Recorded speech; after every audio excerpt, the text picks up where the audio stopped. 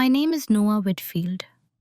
I'm in my late 30s, and for most of my life, I've been known as the dependable one, the man people trust to keep things running smoothly without needing recognition. I work a stable, professional job. I show up on time. I listen more than I speak. And I've learned that when you live that way long enough, people stop seeing you as someone with edges, limits, or breaking points. They see you as background. Friends often described me as calm. My wife used words like easygoing and understanding. And while those traits sound flattering, there's a quiet assumption that comes with them that you'll tolerate more than you should, that you won't push back, that you'll absorb discomfort so others don't have to feel it. Over time, that assumption can harden into expectation. This story isn't about a single moment of betrayal. It's about how betrayal evolves when it's allowed to happen in plain sight. It's about what it feels like to realize, slowly, unmistakably, that the people closest to you believe you won't act, not because you can't, but because you never have. The setting was a wedding, a mutual friend's wedding, to be precise. One of those events designed to celebrate loyalty, partnership, and shared history. The kind of place where smiles are rehearsed, glasses are raised, and everyone plays their assigned role.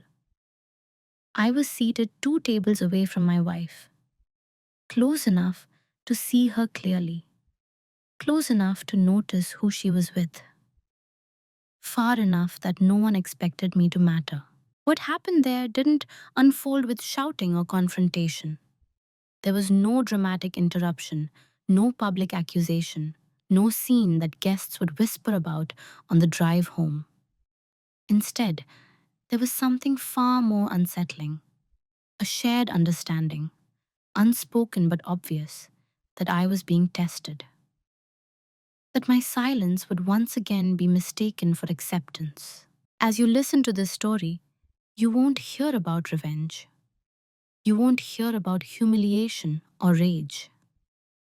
What you'll hear instead is how small dismissals accumulate, how roles get assigned without consent, and how a person can become invisible even in their own marriage. You'll hear how silence, when chosen deliberately, becomes a form of clarity rather than surrender. This is not a story about winning, it's a story about seeing clearly for the first time, about choosing restraint not out of fear, but out of certainty, and about understanding that dignity doesn't always announce itself. It often moves quietly, leaving consequences behind without ever raising its voice. I'm telling this now because some experiences only make sense in retrospect, and because there are people listening who may recognize themselves not in what was done to me, but in how long I allowed it to continue. So before we go any further, let me ask you something gently and honestly. Have you ever realized that the people around you felt comfortable crossing a line simply because they believed you'd never stop them? To understand what happened later, you have to understand who I was to the people around me long before that wedding. I was the reasonable one, the safe one, the man no one worried about offending because I never made offense visible. In group settings, I was the listener, the one who nodded, smiled politely, and let conversations move past me without resistance. If plans changed, I adapted. If someone forgot to loop me in, I filled in the gaps myself.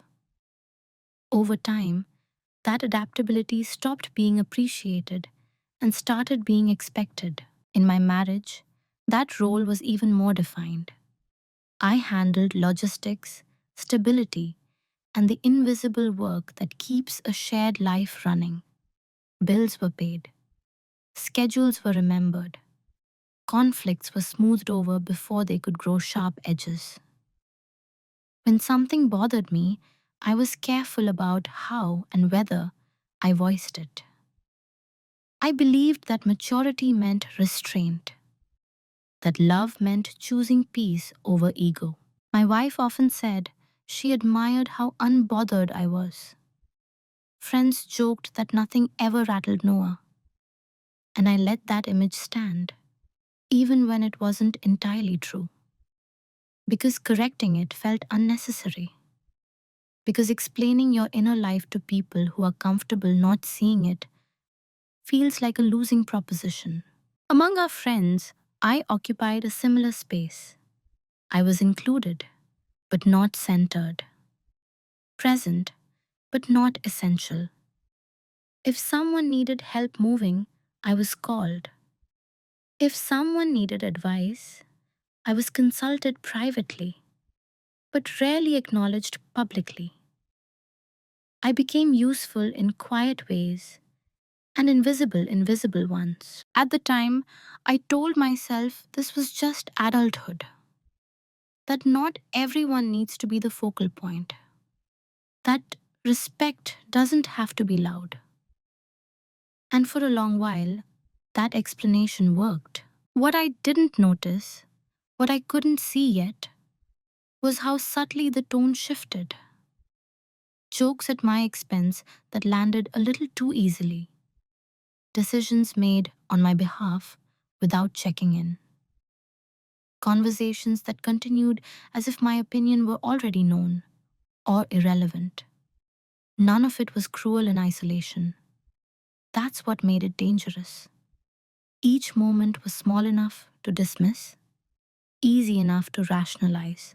And I did rationalize it, constantly. I told myself people were busy, that I was reading too much into things, that being easygoing meant accepting that not every dynamic would be perfectly balanced. I took pride in being the man who didn't need reassurance, who didn't demand space, who didn't complicate things. But there's a difference between humility and erasure. I just didn't have the language for it yet. Looking back now, I can see how clearly I was categorized. I was the constant, the fixture, the person whose presence could be taken for granted because it had never been conditional. No one feared losing me because I had never suggested that leaving or changing was an option. That's the part people rarely talk about. When you're consistently reasonable, others start to believe you'll remain that way no matter what they do. Your patience becomes a blank check. Your silence becomes consent. And your identity gets flattened into a role you never consciously agreed to play. I wasn't unhappy all the time. That's important to say. There were good days, laughter, and routines that felt comforting. But beneath all of it was a growing sense that I was living slightly to the side of my own life. Present, involved, but not fully regarded. And because nothing had exploded yet, because no line had been crossed blatantly enough to force action, I stayed where I was. I continued being reliable, continued being calm, continued being the man everyone assumed would always be there, unchanged. That assumption would eventually become the foundation for everything that followed. But at this stage, I was still invisible in a way that felt almost voluntary, almost noble. I believed that being overlooked was the price of being trusted. I believed that if something truly mattered, someone would notice how I felt without me having to say it. I was wrong about that. The first time it happened, I almost missed it. That's the strange thing about small cuts. They don't announce themselves. There's no sharp pain at first, no immediate sense that something has been damaged. just a faint awareness that something isn't sitting quite right, followed by the temptation to ignore it. We were at a casual dinner with friends, nothing formal, just a familiar table, familiar faces, the kind of night that blends easily into memory. At one point, my wife was telling a story about a recent trip she'd taken for work. I was there for part of it. I remembered the late night call, the frustration in her voice, the way she'd leaned on me to help think through a decision. But as she spoke, the details shifted. She framed it as something she'd handled entirely on her own. The challenge, the resolution, the outcome, clean, self contained, solitary. Someone across the table praised her confidence. Another joked that she didn't need anyone's help. Laughter followed. I smiled, I nodded, and I felt that quiet, unfamiliar tightening in my chest. It wasn't about credit. That's what I told myself immediately. It wasn't about being acknowledged. I didn't need my name inserted into her story. But there was something else underneath, a sense that a shared experience had just been edited and that I'd been removed without discussion. I waited for a glance, a pause, something that signaled awareness. It never came. The conversation moved on. Plates were cleared, drinks were refreshed, and the moment passed, outwardly uneventful, inwardly recorded. Later that night, I considered mentioning it. The words formed easily enough. I could have said it lightly, casually. But then, the familiar reasoning stepped in. It's not worth it. It's minor. You don't want to sound insecure. So I let it go. That was the first cut. Not because it was severe, but because it taught me something. It showed me how easily my presence could be excluded without consequence. How comfortable did everyone feel with that version of events? How quickly the room accepted a reality that I simply didn't factor in. After that, similar moments began to appear more often. A decision was made without me that affected us both. A plan discussed as if I'd already agreed. A joke that positioned me as passive, harmless, and optional. Each one was subtle enough to dismiss. Each one came with a ready-made explanation. And every time, I chose the explanation. What made these moments sharper wasn't that others ignored them. It was that I noticed them. I remembered them. While everyone else moved on, I carried the details forward, stacking them quietly, without commentary. Not out of resentment, but out of a growing need to understand the pattern. Because once you see the first small cut, you start recognizing the blade. I didn't confront anyone. I didn't change my behavior. On the surface, nothing shifted at all. But internally, something had begun to recalibrate. I was paying closer attention, not to what people said about me, but to what they assumed they could say without me responding. And perhaps more importantly, I was beginning to realize how much of my identity in these spaces had been defined by what I didn't do. I didn't interrupt. I didn't challenge. I didn't insist. Silence had been my default. I just hadn't yet asked myself whether it was still a choice. Once the first small cut had been made, the rest came more easily. Not because anyone suddenly became cruel, but because nothing happened after the earlier ones. No resistance, no correction, no visible consequence. And in social dynamics, what goes unchallenged quietly rewrites the rules. I started noticing how often my absence was assumed, even when I was physically present. Conversations about future plans unfolded as if my availability were guaranteed. Decisions were made in advance, then presented to me as updates rather than questions. There was an unspoken confidence in how others spoke around me, as if they already knew the answer would be yes, or silence, or acceptance. And most of the time, they were right. I told myself I was being practical.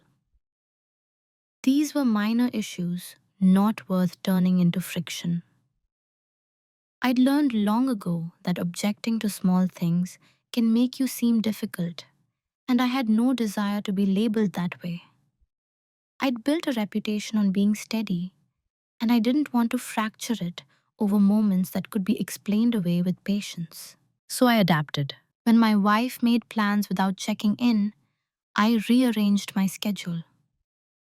When friends joked at my expense, I smiled along. When assumptions were made about what I'd contribute, time, effort, money, I fulfilled them quietly. Each time, I reassured myself that this was what partnership looked like, that flexibility was a strength. That is not everything required a response. But there's a cost to constant adjustment. The more I normalized these moments, the less noticeable they became to everyone else. What had once felt slightly off now registered as routine. The tone shifted from tentative to casual, from "you don't mind, right?" to "this works for you," from consideration to certainty. And still, I said nothing. Part of it was fear, though I didn't recognize it as such at the time. Not fear of confrontation, but fear of disrupting the version of myself that others were comfortable with. I worried that speaking up would make things awkward, that it would cast me as overly sensitive, that it would expose how much I'd been absorbing without comment. So instead, I refined my justifications. I told myself that being calm was a form of control. Choosing not to react gave me the upper hand. That silence was evidence of emotional maturity. And on some level, I believed it. I'd seen how impulsive reactions damaged relationships. I'd watched people lose credibility by overplaying their grievances. I didn't want to be that person. What I didn't see yet was how my restraint was being interpreted. Not as strength, but as permission. There were moments, brief internal ones, where I felt something sharper rise up. A desire to correct the record, to assert that I was, in fact, part of the story being told about my own life. But those moments passed quickly, smoothed over by habit and logic. Everyone else seems fine, I think. Don't create a problem where there isn't one. Except there was one. It just didn't belong to anyone else yet. By normalizing the disrespect, I taught the people around me how to treat me. I showed them where the boundaries weren't. And once boundaries are assumed to be flexible, they stop being consulted at all. The most unsettling part is how invisible this process feels while you're inside it. There's no single moment you can point to and say, "This is where it went wrong." It's an accumulation, a slow erosion. And because it happens incrementally, you adjust your expectations alongside it. You stop expecting to be asked. You stop expecting acknowledgement. You stop expecting consideration. And you tell yourself, that's fine. Looking back now, I can see how thoroughly I'd rationalized my own erasure. How invested I was in maintaining harmony at the expense of clarity. How deeply I tied my sense of worth to being agreeable rather than being seen. At the time, I believed I was choosing peace. What I didn't understand was that peace without mutual respect is just quiet surrender. And once that becomes normal, reversing it requires more than words. At some point, without anyone ever saying it out loud, my role was decided. I was the reliable one, the steady presence, the man who would always adjust, always accommodate, always understand. It wasn't a role I consciously accepted, but it was one I performed consistently enough that it became fixed in everyone else's mind, including my own. Once you're assigned a role like that, people stop interacting with you and start interacting with what you represent. I wasn't Noah with preferences, limits, or expectations. I was the constant, the buffer, the person who made things easier by not asking to be considered. In my marriage, this showed up in small but telling ways. Decisions about our social life were made before I entered the room. Invitations were accepted on my behalf. Time was allocated as if my consent were automatic. When I hesitated, even briefly, it was met with surprise, sometimes mild irritation, as though I deviated from a script everyone else had memorized. "You're usually fine with it," my wife would say, and I was, until I wasn't. But by then, the role had solidified. Among friends, the pattern was even clearer. I was the one expected to help without being asked twice, the one who filled in gaps, solved problems quietly, and never made it about himself. If someone else was moody or dismissive, it was excused. If I ever showed the slightest resistance, it stood out because it contradicted the version of me they relied on. What struck me later was how little malice there was in any of this. No one sat down and decided to take advantage of me. They simply responded to what I consistently allowed. The role worked for them. It reduced friction. It made life smoother. And because I never challenged it, there was no incentive to reconsider it. I told myself that this was just how relationships evolved, that every group has its dynamics, that someone has to be the stabilizer. I even took a certain pride in it. Being needed, even quietly, felt like purpose. But need isn't the same as respect. The moment that crystallized this realization didn't arrive with drama. It came during an ordinary conversation. When someone referred to a future plan and casually said, "Noah will be there, of course." Not as a question, not as a hope, as a fact. Everyone nodded, including me. And in that instant, I felt something shift. Not outwardly, but internally. A quiet recognition that my presence had stopped being a choice in their minds. That my autonomy had been quietly overwritten by expectation. I wasn't angry. I wasn't hurt in a dramatic sense. I was clear, clear that the role I'd been playing no longer reflected who I was. Clear that continuing to perform it would only deepen the disconnect between how I was seen and how I actually felt. Clear that something would eventually have to change, not through confrontation, but through action. Because roles like this don't dissolve when you complain about them. They dissolve when you stop fulfilling them. At the time, I didn't act on that clarity. Not yet. But I began to observe myself more honestly. I noticed how often I defaulted to agreement, how rarely I paused to ask what I wanted, how quickly I smoothed over my own discomfort to maintain an image of ease. And I began to understand that invisibility isn't always imposed. Sometimes it's rehearsed, practiced, reinforced. The role I was assigned worked because I kept showing up for it. The question that lingered, quietly, insistently, was how long I was willing to keep playing it. The day something shifted didn't look important from the outside.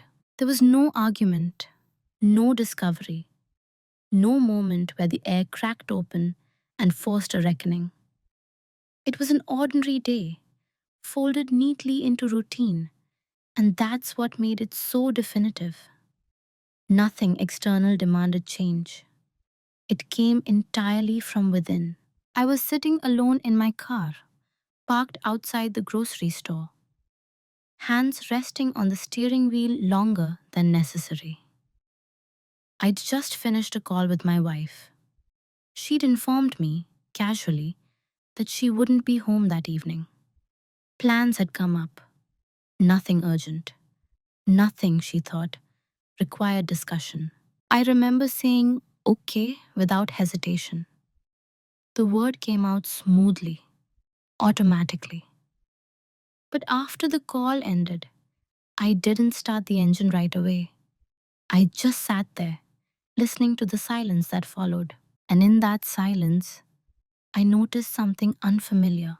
Not anger, not jealousy, not even sadness. It was a kind of detachment.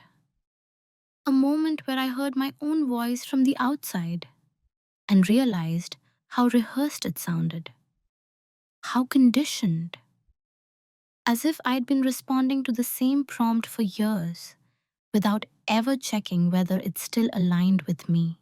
I thought back through the past months, then years, and saw the pattern with startling clarity. How often I'd agreed without pause. How rarely I'd asked follow-up questions. How easily I'd accepted being informed instead of consulted. It wasn't just happening to me. I was participating in it. That realization didn't hurt the way betrayal does. It steadied me. For the first time, I stopped framing the situation in terms of what others were doing wrong and started examining what I was enabling. Not with blame, but with responsibility. Because if I had more control than I'd been using, then I also had more options than I'd believed. I drove home slowly, thinking less about my wife's plans and more about my own boundaries. Boundaries I'd never clearly defined, even to myself. I realized how much I'd relied on being understood without being explicit. How often I'd expected consideration without ever requiring it. That evening, alone in the house, I didn't distract myself. I didn't fill the quiet with noise. I sat with it, let it stretch, and in that space, something settled into place. I didn't need to confront anyone. Not yet. I didn't need explanations or apologies. What I needed was alignment between what I felt and how I acted, between the man I was internally and the role I was performing externally. The shift was subtle, but it was complete. From that day on, silence stopped being my default and became a choice. Not a passive one, but a deliberate one. I began to listen differently, to observe without immediately accommodating, to let moments linger instead of smoothing them over. Nothing changed right away, and that was intentional. I wanted to understand the full shape of the situation before altering it, to see how others behaved when I paused, when I didn't rush to reassure, when I let my presence carry weight simply by existing rather than compensating. What I noticed confirmed what I'd begun to suspect. People filled the space I left behind with assumptions, with confidence that I'd still comply, with comfort that nothing had truly shifted. And that told me everything I needed to know. Because real respect adjusts when it senses change. Entitlement ignores it. That day in the car wasn't dramatic. No one else would remember it.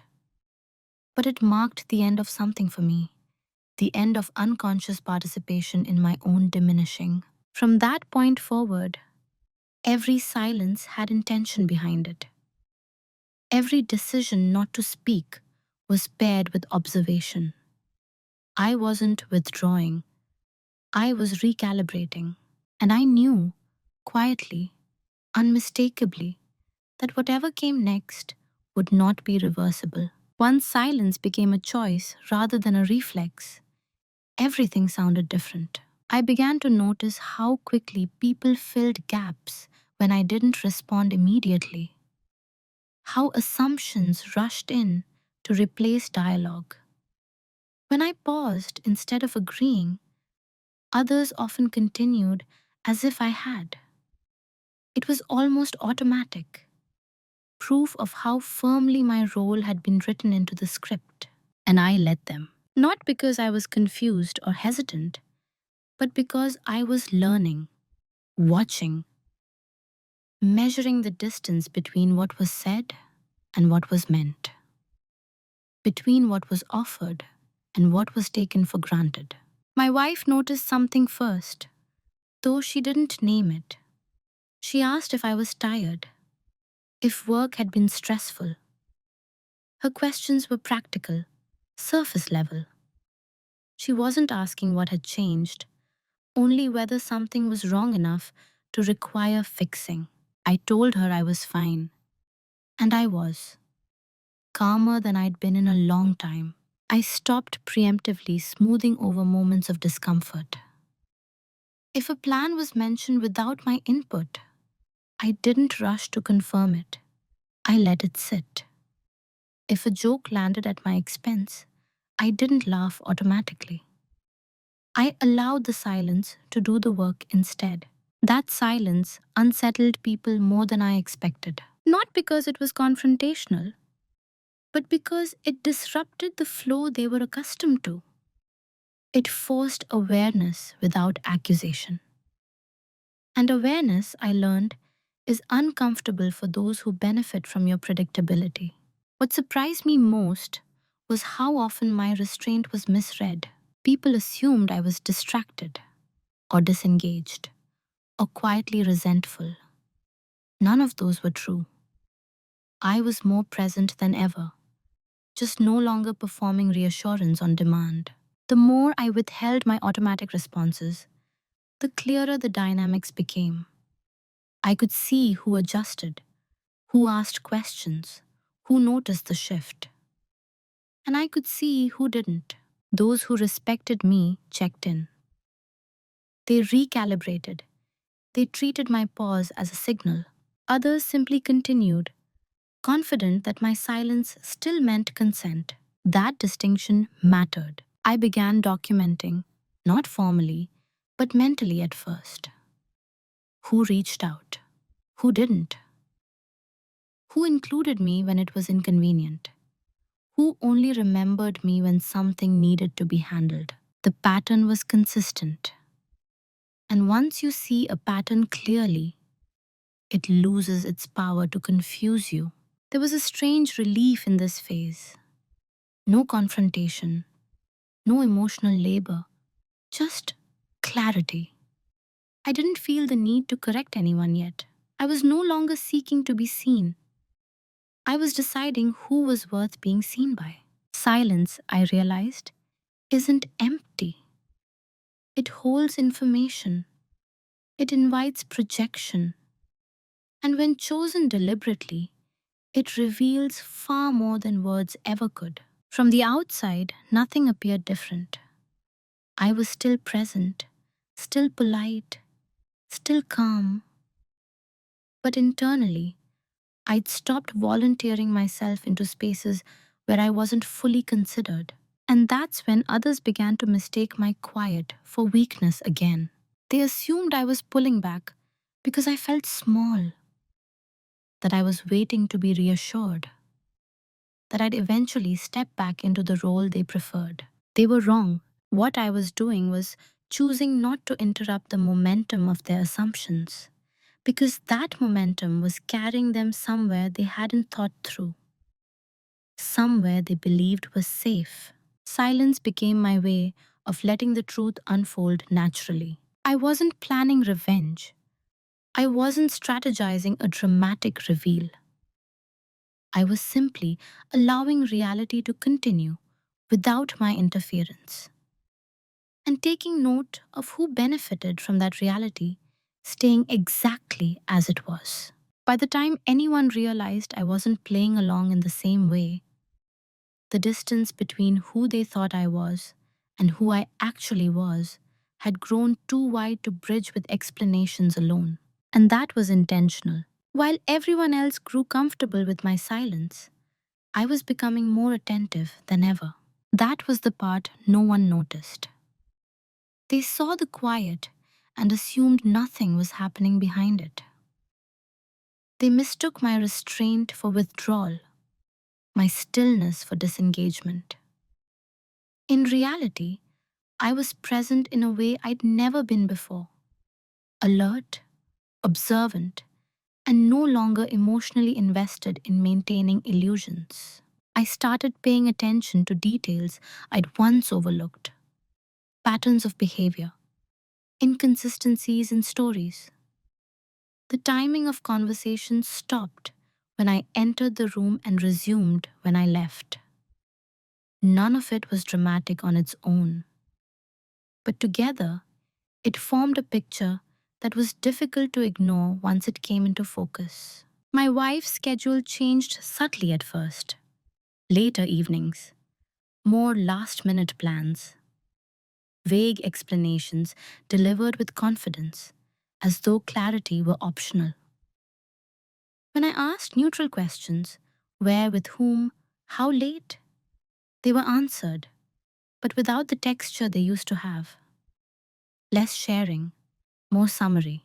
I didn't push. Instead, I listened. I noticed which details were repeated and which were glossed over. I noticed how often certain names came up and how often they didn't, despite their implied presence. I noticed how her phone was angled away from me now, how notifications were checked quickly and dismissed. These were observations, not accusations. I made sure of that. I wasn't hunting for betrayal. I was letting behavior speak for itself. Outside our marriage, the same attentiveness applied. Friends spoke more freely around me now, assuming my quiet meant disinterest. Comments slipped through, half jokes, half confessions, that might have been edited in my presence before. I became, unintentionally, someone people underestimated in a different way. And that underestimation gave me access. I began to keep records, not obsessively, not emotionally, but methodically. Dates, times, discrepancies. Not because I needed proof yet, but because clarity requires grounding. Memory can be questioned. Patterns are harder to dismiss. The more I documented, the calmer I felt. Not vindicated, not angry, just anchored. When you stop gaslighting yourself, the world becomes surprisingly steady. What struck me most during this period was how little effort it took to be overlooked. People are remarkably candid when they believe you aren't paying attention. They speak loosely, they assume continuity, they rely on your past behavior to predict your future in ways that suit them. No one asked what I was thinking. No one wondered what conclusions I might be drawing. They were comfortable with the idea that I wasn't drawing any at all. And so, they continued. The irony is that if I had confronted anyone early, if I'd expressed discomfort or suspicion, it would have tightened the narrative. It would have prompted defensiveness, denials, and revisions. Instead, by remaining neutral, I allowed the truth to remain unguarded. I wasn't collecting ammunition. I was collecting understanding. There were moments when I felt the pull to speak, to ask a pointed question, to disrupt the flow. But I resisted. Not out of fear, but out of discipline. Because I wanted to be certain. And certainty doesn't come from fragments, it comes from accumulation. Over time, the picture sharpened. What had once felt like unease became coherence. The question was no longer if something was happening, but how long it had been normalized without my awareness. That realization didn't wound me the way I expected. It clarified me. I stopped wondering what I'd done wrong. I stopped searching for ways to be more accommodating, more understanding, more patient. Those tools belonged to a version of myself that believed being reasonable would be reciprocated. This version of me was different. I understood now that my silence had created a vacuum, and that vacuum had revealed who rushed to fill it with honesty and who filled it with entitlement. The difference mattered. What they never noticed was that I had stopped reacting because I no longer needed to. I had all the information I required. I was no longer seeking reassurance or resolution. I was preparing for alignment. And alignment, once achieved, doesn't announce itself. It simply moves. The moment of certainty didn't arrive with shock. There was no racing heartbeat, no cold rush, no cinematic collapse of belief. What I felt instead was a quiet finality, the kind that settles in when the last missing piece slides into place and confirms what you already know. It happened on an ordinary afternoon. I was at home, alone, sorting through paperwork I'd been meaning to organize for months. Not searching for anything in particular, just doing what I'd always done, putting things in order. Among the documents was an old tablet we shared early in our marriage. It hadn't been used in years. I charged it out of mild curiosity, expecting nothing. What I found wasn't hidden. That was the part that struck me most. No elaborate secrecy, just neglect.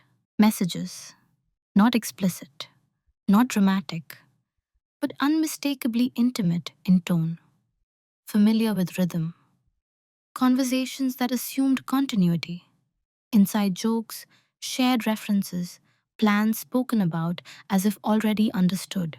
And there it was, the name I'd heard too often and too vaguely in recent months.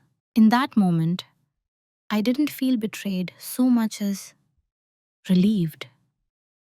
Relieved that my instincts had been accurate.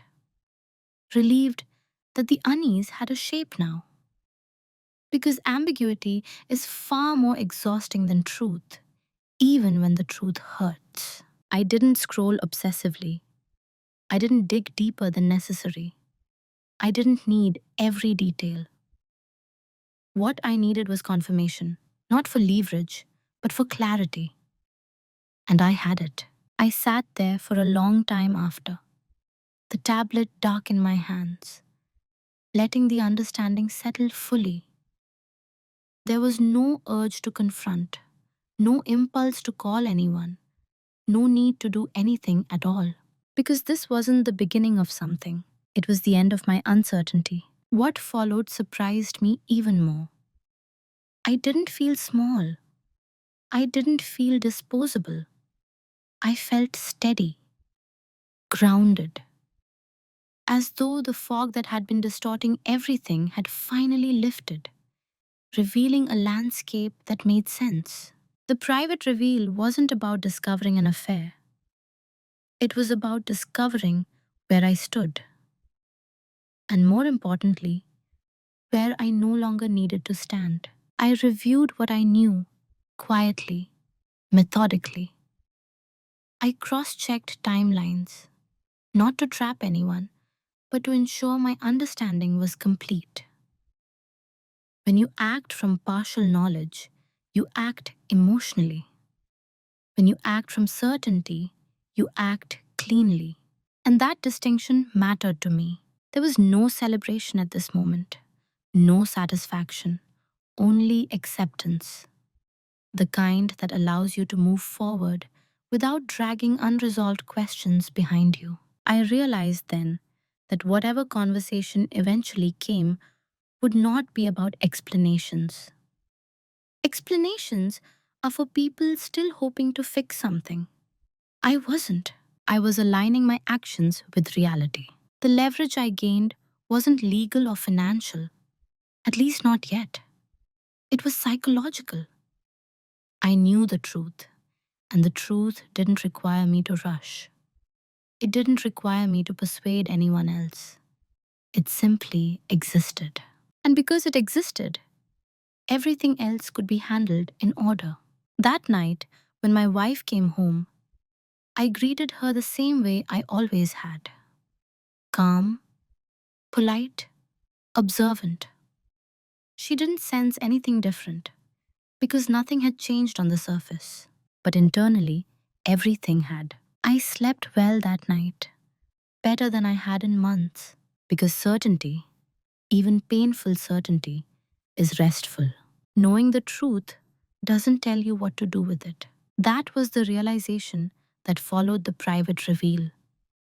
Certainty brings clarity, but it also brings responsibility. Once you know, you can no longer pretend that an action is neutral. Every path forward becomes a choice, and every choice carries weight. I didn't rush into any of them. Instead, I allowed myself time to think, not emotionally, but structurally. I laid out the options the way I would any complex problem, clearly, honestly, without comforting illusions. I could confront her immediately, demand answers, force a reckoning. That path offered emotional release, but little else. It would give her time to reframe the narrative, to prepare defenses, to turn confusion into strategy. It would also put me in a reactive position, responding to what she said instead of acting on what I knew. I could pretend I hadn't discovered anything, continue as before, let the situation play out indefinitely. That option required the least effort in the short term, but it demanded the highest cost long term: self respect. I had already crossed the point where ignorance was possible. Returning to it would be an act of self betrayal.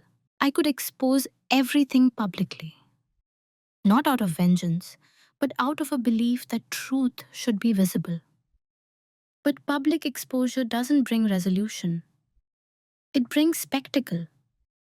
It entangles you in other people's opinions, forces you to perform your pain, and invites interpretations that dilute the reality of what happened. None of those options aligned with who I was becoming. There was a fourth option: quieter, slower, irreversible. I could act without announcement, not disappear, not punish. Simply reposition myself legally, financially, emotionally, before anyone else realized the ground was shifting. That path required patience and discipline. It offered no immediate validation, but it preserved my dignity and my control. That was the option I chose. The decision wasn't fueled by anger, it was guided by alignment. I understood now that the man I'd been, the accommodating, endlessly understanding presence, could not carry me forward. And the man I was becoming didn't need to explain himself prematurely. Once I made that choice, everything became simple. Not easy, but simple. I stopped weighing alternatives. I stopped second guessing. I committed fully to the direction I'd chosen and focused on execution. Emotional turbulence gave way to focus. Regret gave way to resolve. There's a strange peace that comes when you stop asking what if and start asking how. I didn't change my behavior outwardly. I didn't grow distant or cold. Consistency was important, not to deceive, but to maintain stability while I prepared. The fewer disruptions there were, the fewer questions would be raised. At this stage, my silence wasn't just strategic, it was protective. It allowed me to act without interference, to think without distraction, to move without resistance. I wasn't trying to win. I was trying to exit a reality that no longer fit, with my integrity intact. The decision point wasn't marked by drama, it was marked by calm, by a quiet understanding that the next steps would reshape everything and that once taken, they couldn't be undone. And I was ready for that. Once the decision was made, I moved carefully, not cautiously, carefully. There's a difference. Caution comes from fear of being caught. Care comes from respect for consequences. I wasn't hiding out of guilt.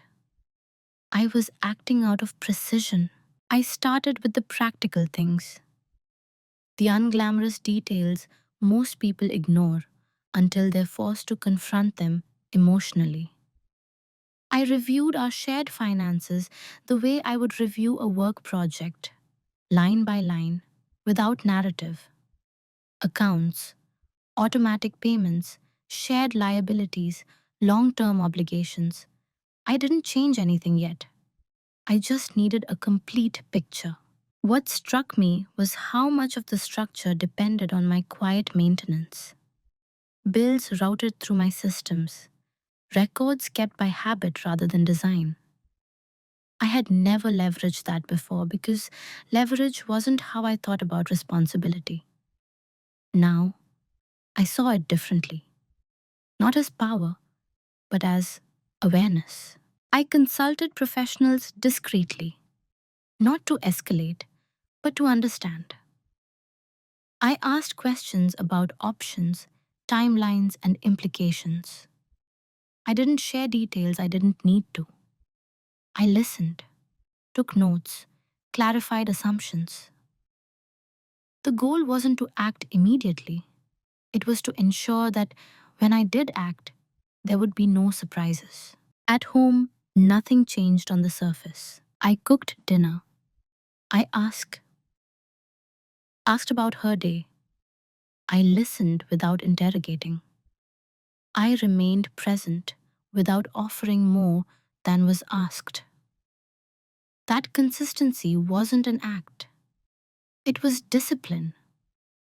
Emotional volatility would only cloud the process I'd committed to seeing through clearly. What changed was internal. I stopped seeking reassurance. I stopped interpreting gestures as signals of repair.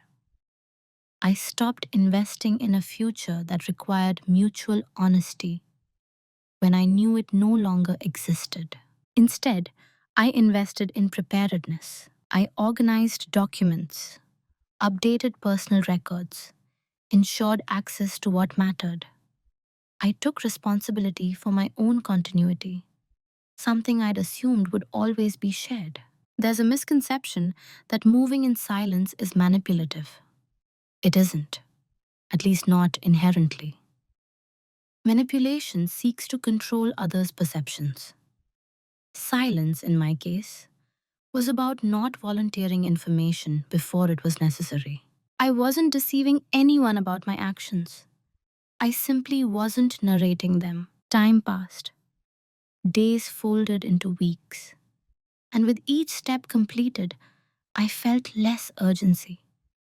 Not because the situation was improving, but because my footing was solidifying. What I noticed during this period was how unobservant people can be when they believe nothing has changed. Small shifts went unnoticed. Boundaries adjusted quietly. Assumptions continued uninterrupted. That continuity created the space I needed. The wedding was approaching, a mutual friend's wedding. the one everyone had been talking about for months. The event that symbolized celebration, loyalty, and public unity. I knew by then that it would also be the moment when all the unspoken dynamics would sit in the same room. I didn't plan around the wedding. I didn't attach meaning to it yet. I simply included it in my timeline, like any other fixed point. What mattered was that by the time that day arrived, I would not be standing there uncertain, reactive, or exposed. I would be standing there prepared. Moving in silence isn't about hiding from the truth. It's about giving the truth room to work without interference. By the time anyone sensed something was different, the foundations underneath them would already be shifting. And not because I pushed them, but because I stepped out of the way. The first consequences didn't announce themselves. There were no arguments, no sudden revelations, no dramatic changes in behavior. What happened instead was subtler, an absence that couldn't be named yet, but could be felt. As I began withdrawing my quiet maintenance, small things started slipping. Not deliberately sabotaged, simply no longer preemptively handled. Reminders went unsent. Schedules weren't smoothed over. Assumptions met neutral pauses instead of immediate compliance. At first, this was barely noticeable. My wife missed a payment deadline, not catastrophically, just enough to be inconvenient. A social plan became awkward when I didn't rearrange my time to accommodate it automatically. A minor logistics issue surfaced that I would normally have resolved before anyone else had to think about it. Each moment was insignificant on its own. Together, they formed a pattern of friction that no one could quite place. Confusion came before suspicion. She asked if everything was okay, not with concern exactly, but with uncertainty. I assured her I was fine, which was true. I wasn't upset. I wasn't withdrawn. I was simply no longer compensating for things I hadn't agreed to manage. Friends noticed it too, though they didn't know what they were noticing. Plans felt less seamless. The man who usually filled gaps wasn't filling them. And because they'd never acknowledged that role openly, they had no language to question its absence. Instead, they adjusted clumsily. What interested me was how quickly discomfort appeared once my presence stopped functioning as a buffer. The harmony I'd been credited with maintaining revealed itself to be conditional. It relied on my continued effort without recognition. Still, no one connected this to a bigger change. They assumed fatigue, distraction, temporary stress. The idea that I might be acting intentionally didn't register, because intentionality had never been part of the version of me they held. And I let that assumption stand. The wedding drew closer, and with it, a subtle escalation. My wife became more attentive in small ways. Questions returned, casual check ins increased, not out of guilt, out of instinct. She sensed an imbalance but didn't know its source. I didn't offer explanations, not because I was withholding truth maliciously, but because explanations invite negotiation. And I wasn't negotiating. The most telling moment came when someone else, one of our mutual friends, remarked offhandedly that I seemed different lately. The tone was light, curious, unthreatened. I smiled and said nothing, because different was the closest they could get without confronting what that difference implied. The consequences were unfolding not as punishment, but as exposure. Without my constant adjustment, everyone else had to face the reality of how much they'd relied on it. And that realization brought discomfort. but not understanding. Not yet. What I felt during this phase was not satisfaction, but distance, a growing separation between who I was and who they still believed me to be. That gap widened with each unaddressed assumption. By the time the wedding arrived, the atmosphere was subtly strained. Not tense, just off. Like a familiar room with the furniture rearranged slightly. Nothing was wrong. Everything just felt less easy. And that was enough, because ease had always been my contribution. And without it, the truth of our dynamics had nowhere left to hide. By the time anyone realized something was truly wrong, it was already beyond repair. That's the nature of quiet change. It doesn't trigger alarms. It doesn't demand attention. It simply advances, step by step, until the distance it creates can no longer be crossed in time. The first sign of panic wasn't dramatic. It came in the form of questions, soft ones at first. Are you upset about something? Did I do something? The tone was careful, exploratory, as if the problem might still be small enough to negotiate back into place. I answered honestly, but minimally. I wasn't upset. I wasn't angry. I wasn't confused. Those answers unsettled her more than any accusation would have. Anger can be addressed. Confusion can be clarified. Calm certainty leaves no obvious handle. She tried to re-establish familiarity. Small gestures returned. Conversations stretched longer. There was an effort, noticeable only because it hadn't been there before. But effort offered too late doesn't feel like care. It feels like a correction. And correction implies something went wrong suddenly. Nothing had gone wrong suddenly. It had been going wrong for a long time. Friends sensed it too. The dynamic felt unstable. They offered light commentary, suggestions, even jokes meant to ease the tension. No one named the issue directly because no one understood it fully. They were responding to the absence of something they'd never acknowledged as present. That absence couldn't be replaced with apologies or promises. It wasn't about a single mistake. It was about years of unbalanced expectations finally collapsing under their own weight. What struck me during this phase was how desperate people become when the roles they rely on start to dissolve. Not malicious, not manipulative, just uncertain. They reach for familiarity because familiarity feels safe, even when it's the source of the problem. My wife asked if we could talk things through. I agreed. We talked, calmly, respectfully. But talking assumes that dialogue is the missing piece. In our case, it wasn't. The missing piece had been mutual regard. And you can't retroactively install that once the structure has already shifted. I didn't accuse her. I didn't list grievances. I didn't present evidence. I didn't need to. The conversation wasn't about what she'd done. It was about what I was no longer willing to be.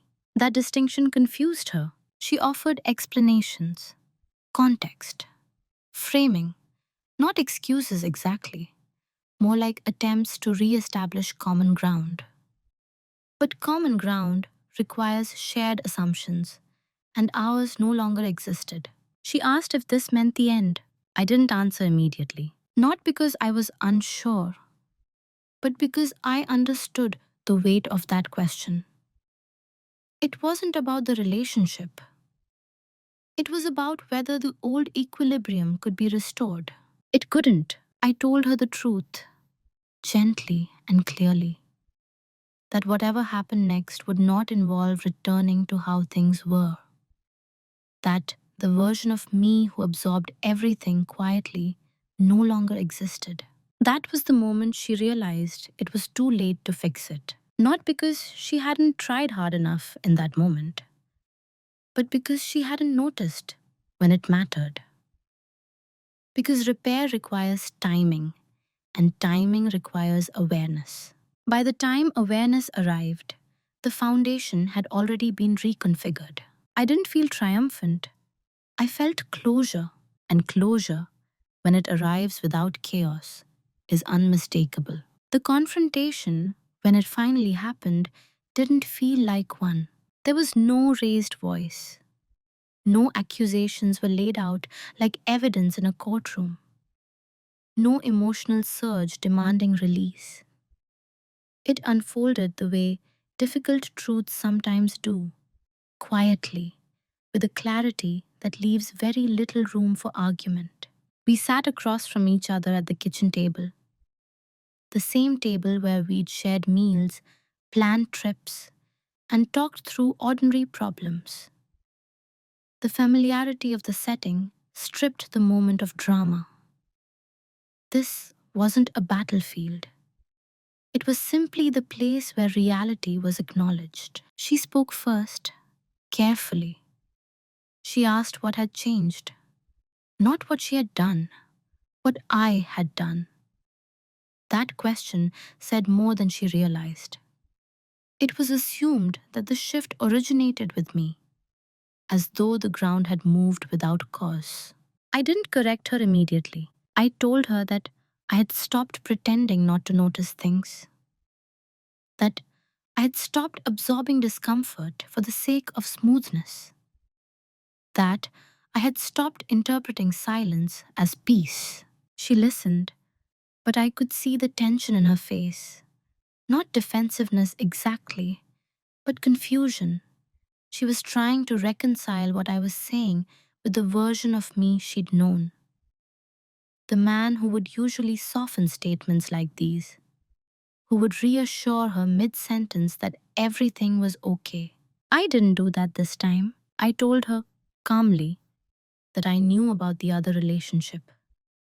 I didn't present details. I didn't mention how or when. I didn't need to. The acknowledgement alone was enough. Her reaction wasn't explosive. It was still. A pause. A long breath.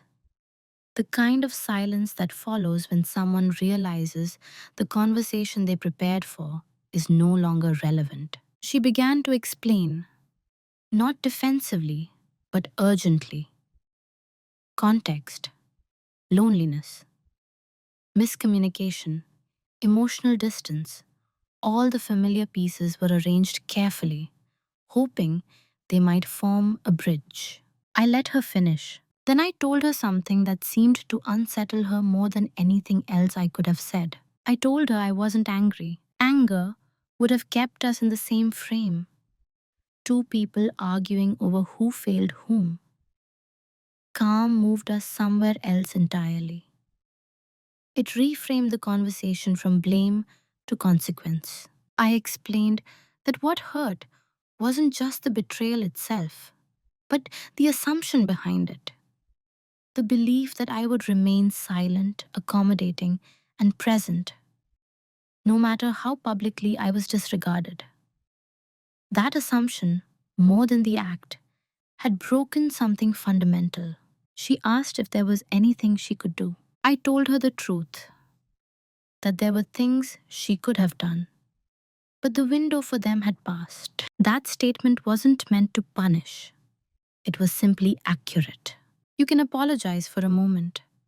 You can't apologize for a pattern once it's fully revealed. We talked for a long time after that. About logistics, about next steps, about how to move forward with as little damage as possible. The conversation remained calm throughout. Not because it was easy, but because there was nothing left to fight over. The confrontation ended, not with resolution, but with understanding. And understanding, in this case, was enough. When we stood up from the table, I didn't feel hollow. I felt steady, as though I'd finally spoken from the center of myself instead of from the edges. There was no victory in that moment, no satisfaction, just alignment. And alignment, once reached, doesn't require volume. Who I am now is not a reaction to what happened. That distinction matters to me. I didn't rebuild myself out of spite or reshape my identity in opposition to someone else's choices. What emerged after everything settled was simply a clearer version of who I had always been, one no longer diluted by accommodation or silence. For a long time, I thought strength meant endurance, staying steady, absorbing discomfort so others wouldn't have to. I believed that if I remained calm long enough, things would naturally balance themselves out. What I understand now is that endurance without boundaries isn't strength, it's erosion. The man I am now still values calm, still listens more than he speaks, still believes in restraint. But that restraint is no longer automatic. It's selective, intentional, grounded in self respect rather than habit. I no longer confuse being easy to live with, easy to work with, easy to overlook, with being good. I've learned that when people never have to consider your limits, they eventually forget you have any. And forgetting your limits is the first step toward crossing them. My life now is quieter in a different way. There is less explanation, less justification, fewer attempts to smooth over things that don't sit right. I say no without over explaining. I pause without apologizing. I let other people manage their own reactions instead of preemptively managing them for them. Some relationships didn't survive that shift. Not because I pushed people away, but because they were built on an old version of me, one that no longer exists. Others grew stronger. Those were the ones that adjusted when I did, the ones that noticed, the ones that treated my presence as something to engage with, not assume. I don't resent the past. Even the parts that hurt taught me something essential. Awareness arrives when you stop numbing yourself to discomfort. When you stop telling yourself that noticing is the same as overreacting. The wedding, the image that anchors this entire story, no longer carries the same weight for me. It isn't a symbol of humiliation or loss. It's simply the place where I finally saw myself clearly in relation to others. Where I understood, without denial, how public disregard feels different from private betrayal, and how quietly it can change you. What surprises me most now is how little I feel the need to explain any of this in my day to day life. I don't announce boundaries, I don't narrate growth. I just live differently, and the right people adjust without being told. Quiet dominance isn't about control over others. It's about control over yourself, about knowing when silence is wisdom and when it's avoidance, about choosing presence without surrender. I'm still calm, still measured, still not the loudest voice in the room, but I am no longer invisible. And that difference changes everything. There's a reason I chose to tell this story without raising my voice. Not because the events didn't deserve emotion, but because the lesson in them only becomes clear when you strip the noise away. What happened to me wasn't sudden, it wasn't explosive. It was the result of something far more common and far more dangerous. Being quietly misunderstood for too long. Betrayal hurts differently when it's public. Not because more people see it, but because it confirms something you've already felt in private. That your presence has been reduced to a formality. that your dignity has been assumed to be unconditional. The cost of overlooking you is believed to be zero. The truth is, no one wakes up one day and decides to betray someone who has always been clearly present, clearly valued, and clearly respected. Betrayal grows in the spaces where boundaries were never enforced, not out of malice, but out of comfort. And comfort can be careless. This story isn't about punishment, it isn't about winning, it's about alignment. About the moment when you stop asking for understanding and start acting from clarity. When you realize that silence is only powerful when it's chosen, not when it's inherited from habit or fear. If there's a moral here, it's not speak louder or demand respect. It's this: be visible to yourself first. Notice when you're shrinking to maintain peace. Notice when your calm is being mistaken for consent. Notice when you're being praised for traits that make you easier to overlook rather than harder to dismiss. Because once you see that pattern clearly, you don't need confrontation to change it. You don't need revenge. You don't even need validation. You just need to stop participating in your own erasure. Some people will adjust when you do, others won't. And that difference will tell you everything you need to know about who belongs in your life moving forward. I didn't lose myself in the story. I found myself quietly, deliberately, without spectacle. And that's why I can tell it now without anger. If you've listened this far, I want to leave you with one honest question, not to provoke, but to invite reflection. Where in your life have you been staying silent? Not because it's wise, but because it's familiar. If this story resonated with you, I'd like to hear your thoughts. Not your judgments, your experiences. Sometimes, the most powerful clarity comes not from speaking alone, but from realizing you're not the only one who's seen this pattern play out. Thank you for listening. Cảm ơn bạn đã lắng nghe câu chuyện vừa rồi. Đừng quên like, share và bấm chuông để không bỏ lỡ câu chuyện mới nhất. Hẹn gặp lại.